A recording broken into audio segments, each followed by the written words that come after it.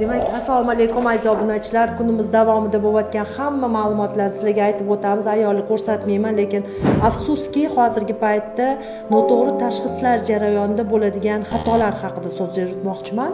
Bu ayolimiz 2 marta o'zlarining hududlarida, qaysi viloyatda?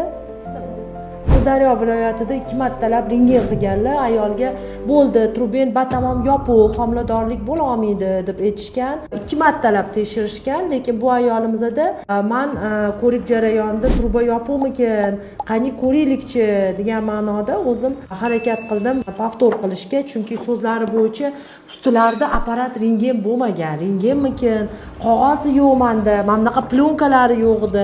So'zlariga ozgina shubha tug'ildi-da, kelinglar men o'zimiz ko'ramiz dedim va ayolimizni rentgen tekshiruvini bugun qilib keldilar. Mana hozir bu ayolimizni qaranglar, bu yerda ochuv trubalarni ko'rsatyapman. Bu ayolning trubalari ochuv chiqqan, lekin shu vaqtgacha qo'rquvlarda, menda endi farzand bo'lmaydimi, eko qilishga imkonim yo'q, trubam batamom aniq yopiq ekan deb qo'rquvda yurganlar.